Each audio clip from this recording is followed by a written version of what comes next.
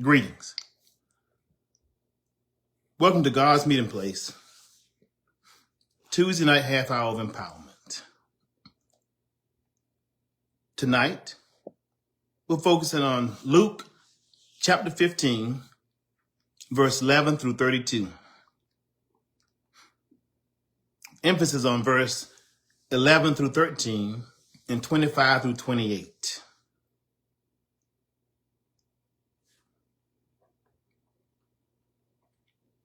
Jesus told them a story.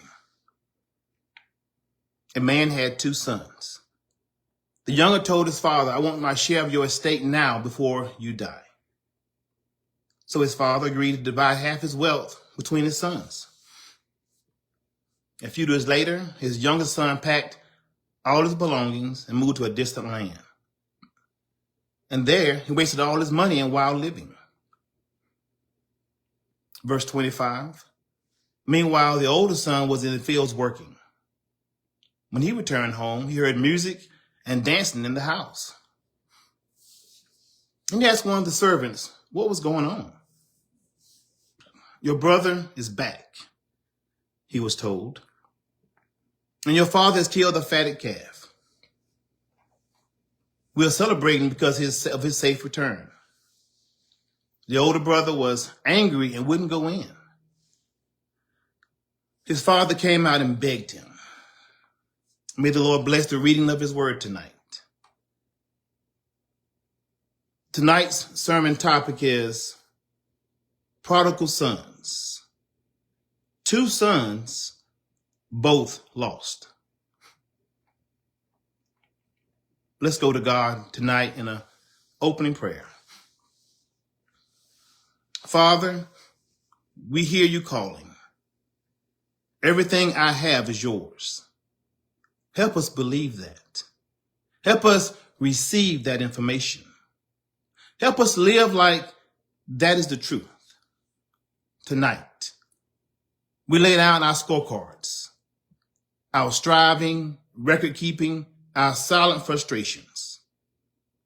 We lay down the pressure to prove ourselves. We lay down the fear of being overlooked. And we step into your joy. We step into your presence. We step into the celebration you prepared long before we knew it was needed. We thank you, God, for all that you do in our lives. In Jesus' name, amen. Prodigal sons. Two sons, both lost. A very familiar story we've oversimplified. We call it the prodigal son. But Jesus never said it was a story about one son. He said a man had two sons. Two sons, two stories, two forms of rebellion. Two expressions of distance. Two ways to be lost while in the Father's house. One son got lost outside the house. The other got lost inside the house. One rebelled through recklessness. The other rebelled through resentment. One ran away from the Father's rules. The other stayed but rejected the Father's heart. And Jesus is teaching us something uncomfortable. Lostness has layers. Lostness has disguises. Lostness has a religious version. This is not a story about a bad son and a good son. This is a story about a good father pursuing two lost sons in two different ways. The younger son, lost in the far country. His request was rebellion. "Father, give me the portion of goods that falls to me," he said. In that culture, this was equivalent to saying, I want all your stuff, but I don't want you. I want the blessing, but I don't want the relationship. He wanted inheritance without intimacy. He wanted resources without responsibility. He wanted freedom without fellowship. But isn't that the human condition? We want God's protection, but not his presence. We want his provision, but not his lordship. We want his benefits, but not his boundaries.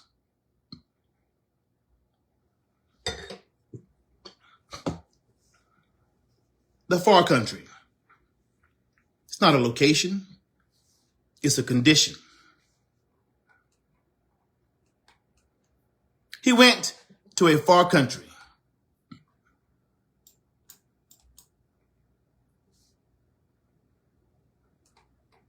And there he found things that he didn't want to be a part of.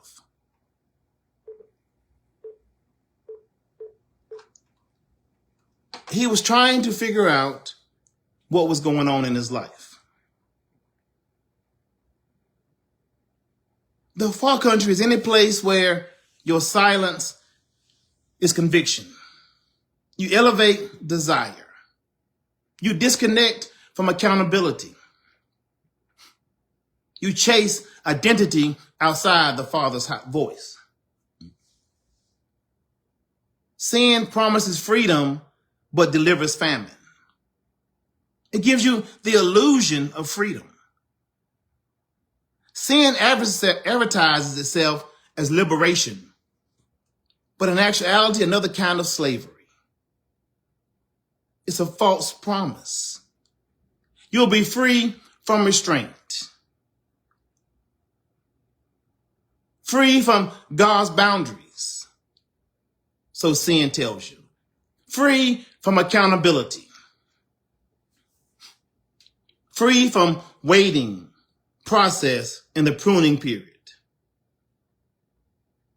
Israel in the wilderness, wanting freedom from God's way, ended in wandering.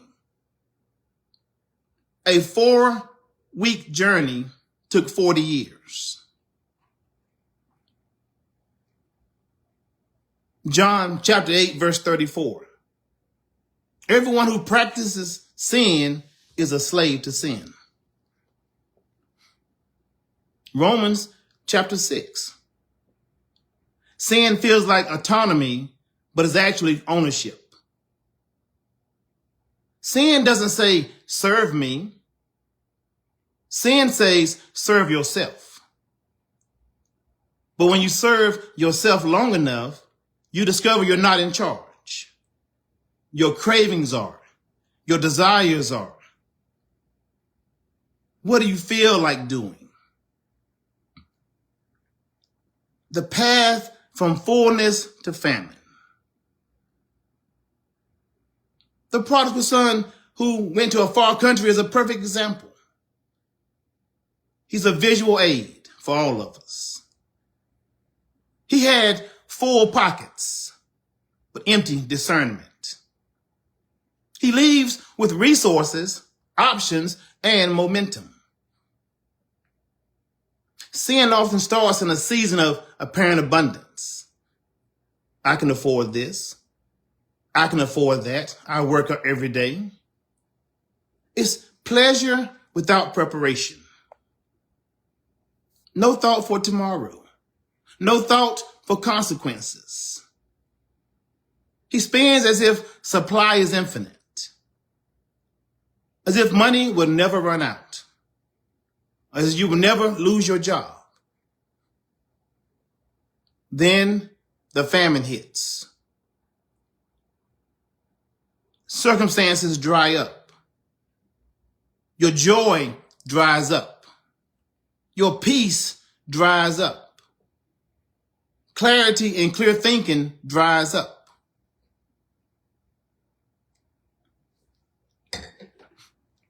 Now he goes from choice to compulsion. At first, he chose the far country. Eventually, he's forced to hire himself out as a hired hand. So what started as I do what I want becomes I do what I must to survive. Because sin gives you a menu, then takes away all your options. The famine exposes brutal diagnostic things. It exposes the lie of self-sufficiency. I got this. Turns into, I can't fix this by myself. I need help. It exposes the poverty of counterfeit community. When the money is gone, no one gave him anything. So when the money was good, the money was flowing, everybody wanted to be around him. He could do no wrong.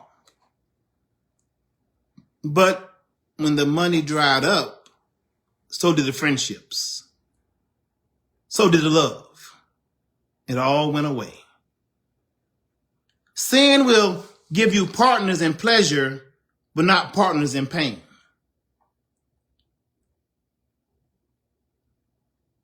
Exposes the hunger beneath the surface. The son who went away he's starving. But the real famine is not bread. It's belonging. It's relationship. It's connections. He remembers not just food, but the father's house. The love he found at his father's home. The relationships he had in his father's house. The communion from his father's house. You see, God sometimes allows famine to reveal what we call freedom. It was actually slow starvation. So you may be asking yourself tonight is, what is the anatomy of sin's famine today? One is sexual sin. Promises intimacy. Delivers isolation. It promises excitement, pleasure, but it delivers numbness. Another anatomy of sin today is greed and materialism. They promise security, but delivers anxiety. The more you have, the more you feel losing.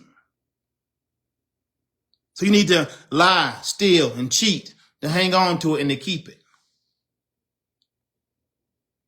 Because you got it immorally.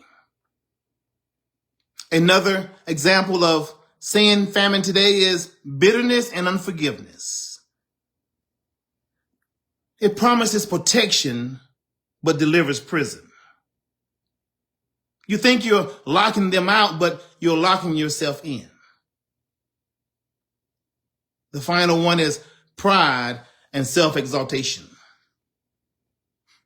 It promises significance, delivers fragility. Your worth becomes as unstable as people's applause. Each one of those starts out as freedom from and ends as bondage to. But we need God's grace in the midst of a famine. Here's the turn in the story. The famine is not the end of the story for the first son that went away. It's the beginning of clarity. You may be thinking, how can famine be the beginning of clarity? Famine would be the end for all of us. But you see, he began to be in want. In other words, he came to himself. The famine didn't just empty his stomach. It emptied his illusions. The far country starved him, but the memory of the Father fed him. The same famine that broke him also positioned him. I'm going to say that one more time. The same famine that broke him also positioned him to realize what he left back home, what he was trying to run away from. The same hunger that weakened him also woke him.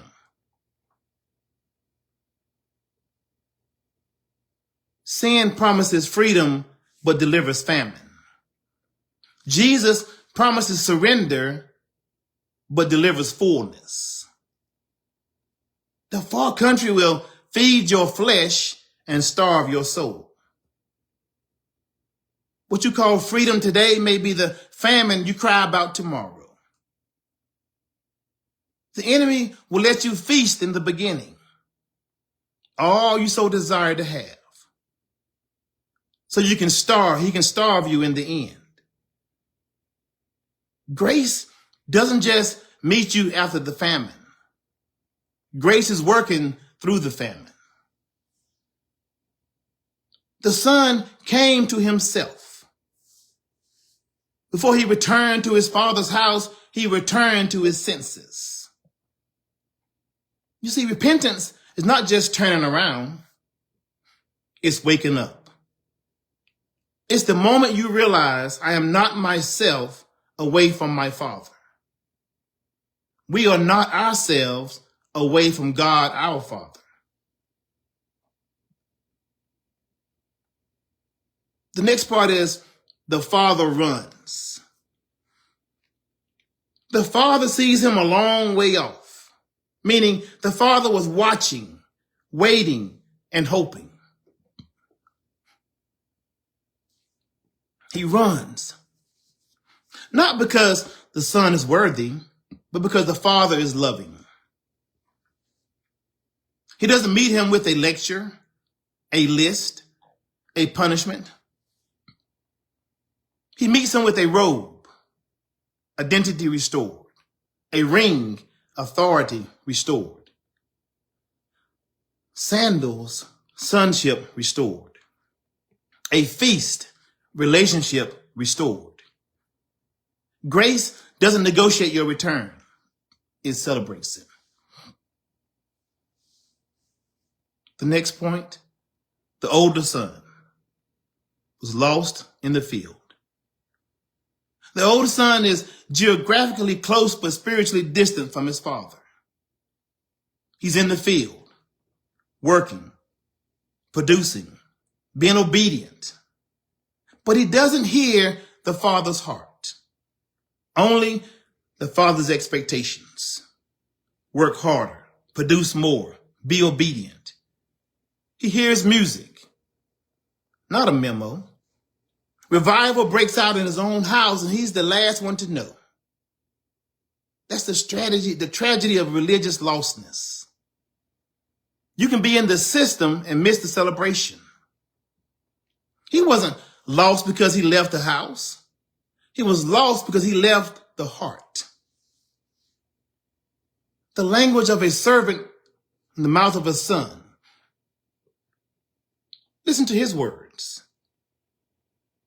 He said, look, these many years I have served you, talking to his father, yet you never gave me. He had a performance mindset. His identity is I serve, not I belong. He measures relationships in years of service, not depth of love. I did this, so you owe me that. He doesn't see the father as a giver, but as a manager of wages. He stayed home, but he never moved in. He uses resentment as a form of lostness. His anger is not about the party. It's about perceived injustice. This son of yours, he said, he won't even call him my brother. Mm. Sin broke the younger son's fellowship. Self-righteousness broke the older sons. Both were into scorekeeping. But he said, I never disobeyed, yet you never gave me. He has a mental ledger. He said, my obedience versus your generosity. Hidden accusations against the Father. Underneath, you're not fair to me. You're not good to me. Resentment toward people often hides resentment toward God. People with his mindset are often resentful towards God for what he hasn't given them, what he hasn't shown them, what someone else has that they don't have. The older son is offended that grace doesn't check his spreadsheet first. The father's pursuit of the religious heart. The father goes out to him too. The younger son. Same grace, different approach. He runs to the rebel. He reasons with the religious. Both are pursued sons, neither is written off. He says, son, you are always with me. All that I have is yours. Presence. He's saying, you're always with me. Provision. All that I have is yours. He didn't have to want for anything. He didn't have to lack for anything. The older son has been living like a renter in a house he co-owns. The father doesn't just invite sinners to repent. He invites the religious to rest. And now the unfinished ending. Jesus leaves the story open. We don't know if the older son goes into the party or not. Why? Because the Pharisees and the scribes, his audience, are the older brother. The question is hanging in the air. Will you join the Father's joy over sinners, or stay outside in your offense? For the church today, will we celebrate prodigals or secretly resent them? Will we be a house of parties or a house of performance? The story doesn't end because your response is the last chapter. Because the story is still being written today. Modern expressions of lost in the field are ministry burnout with no joy. I don't know what my mission is in the church. I don't know what my responsibilities are in the church. I don't know what my calling is in the church. Serving hard and worshiping little. You have the Mary spirit. You have the Martha spirit. You want to work, work, work. You don't have time to worship God. But Mary took time to worship. Sitting at the king's feet. Doing God's work without enjoying God. How sad would I be as a minister of God's word if I don't enjoy fellowship with God? If I don't enjoy the relationship that I have with God? But the younger son says, at least I never did what they did. Have you ever caught yourself saying, I never did what they did? I won't do what they're doing. Holiness without humility becomes hostility. Entitlement in church culture. I've been here longer than they have.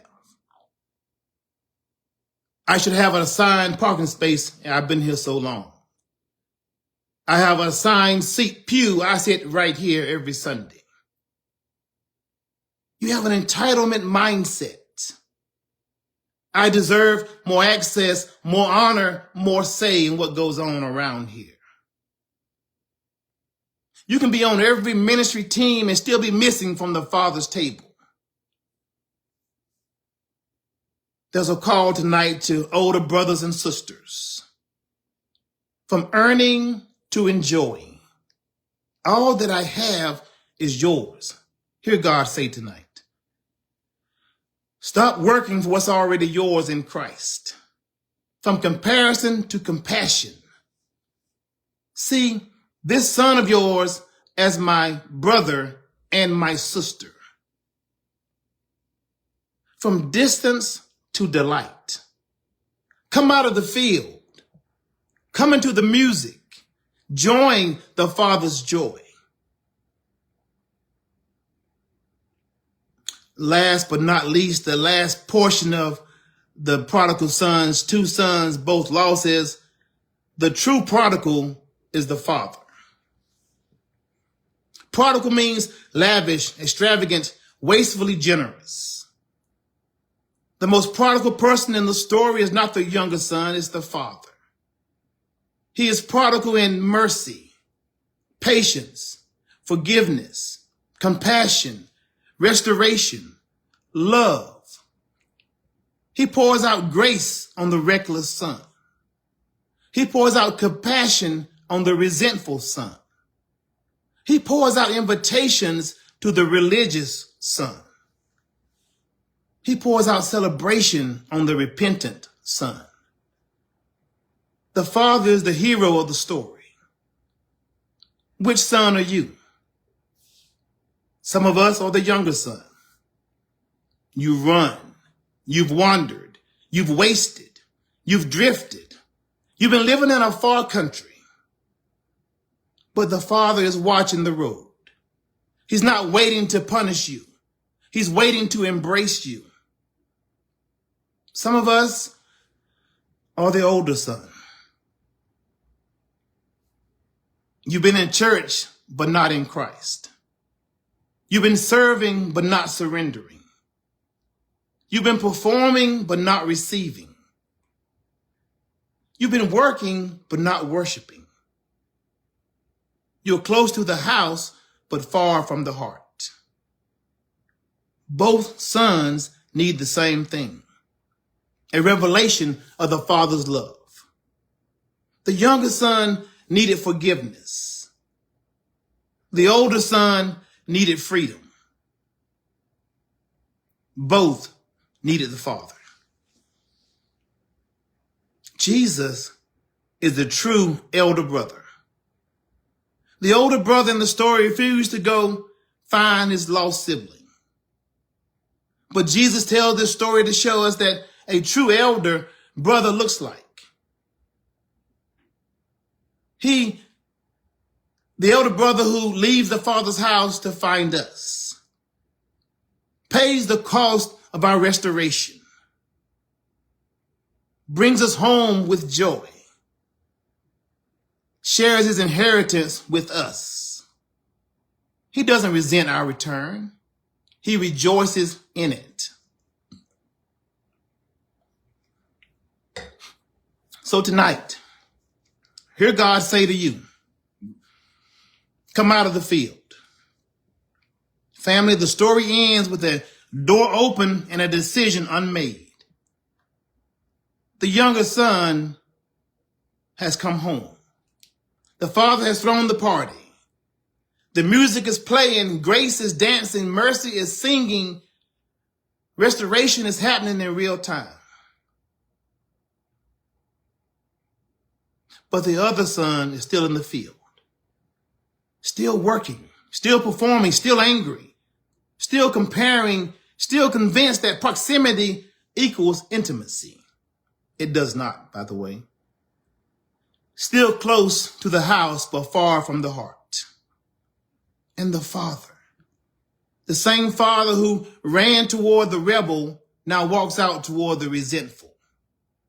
He doesn't shame him. He doesn't scold him. He doesn't dismiss him.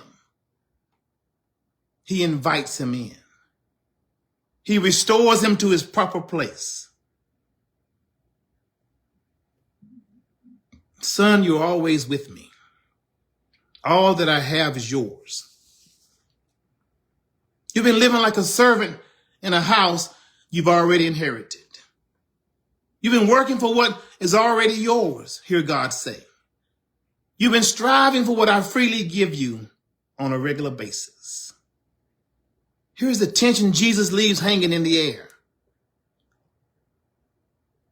Will the one brother stay in the field, or will he come into the feast?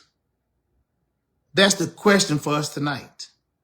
Because some of us aren't running from God, we are resenting him.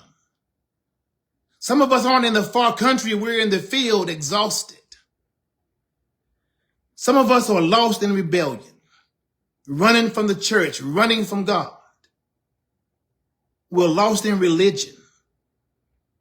We don't have a relationship with God, we have a religion with him. Some of us are starving in sin. We're starving in self-righteousness, pridefulness. We are afraid to bend the knee, to worship God.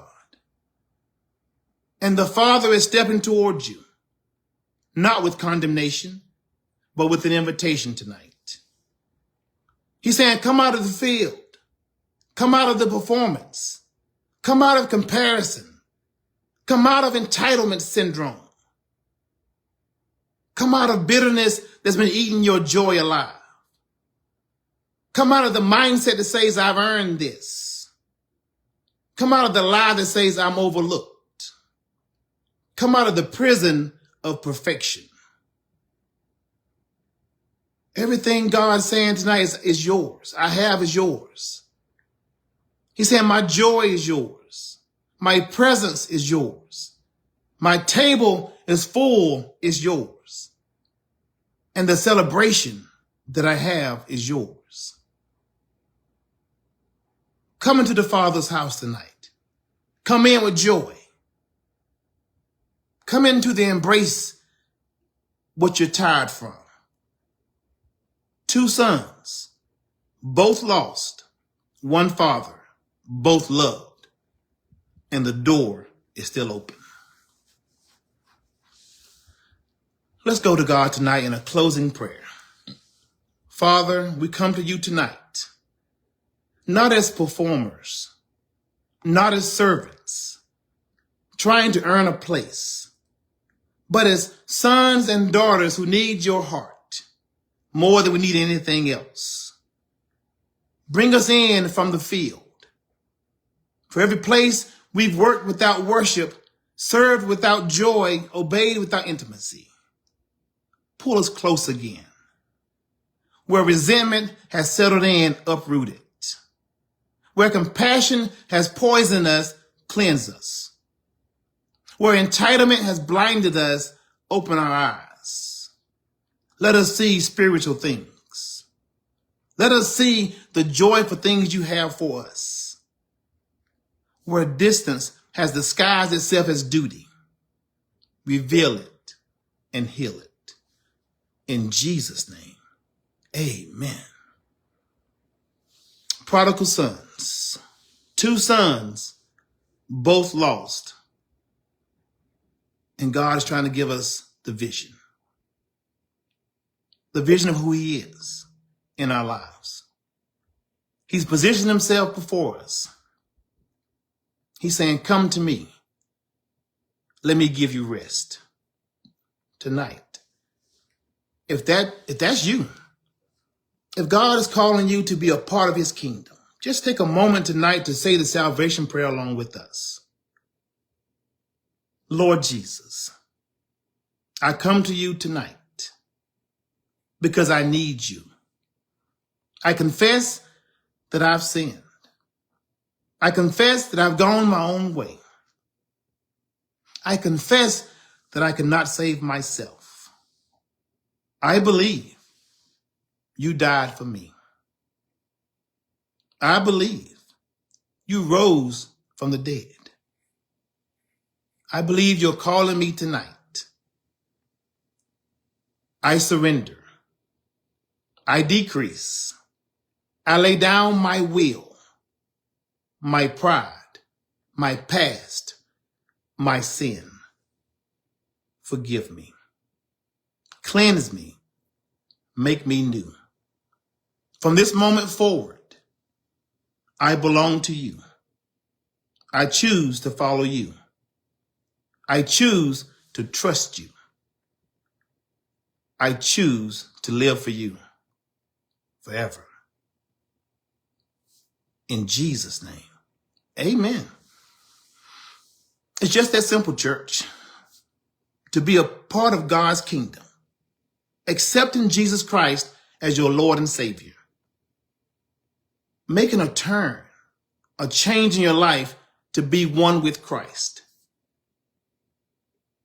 Heaven right now rejoices on your behalf because you made that decision to make Christ yours. I rejoice with you. All saints who are on this call tonight rejoice with you because you made a change. You made a choice to change. But be mindful. Get involved in a word-based church. Get involved in a Bible-believing church. One where you can grow and be taught the Word of God from the Bible. God's instructions on the earth, while on the earth. And you can grow your faith more and more each and every day. Continue to be a part of our broadcast. As you see, we teach and preach the good news of Jesus Christ. Scriptural, who Jesus is, what Jesus is about. We come on every Sunday morning at 10 a.m., every Tuesday night at 7 p.m. But also, you can follow us on our broadcast on our Facebook page, Instagram page, TikTok page, and also on our YouTube page, which is God's Meeting Place 51. We invite you to join us there. Share the page with others so they may also begin to get revelation knowledge of who Christ is in their life. So tonight, may the Lord who calls you teach you to release what you cannot carry. May his presence rise in you. May his voice be steady in you. May his glory surround you at all times. As you go, may yourself grow quiet. May your pride bow low. And may Jesus increase in every place you step. Go in his strength. Go in his surrender. Go in his fullness. Have a great night. Have a great week. Look forward to seeing you back here on Sunday morning at 10 a.m. Be blessed.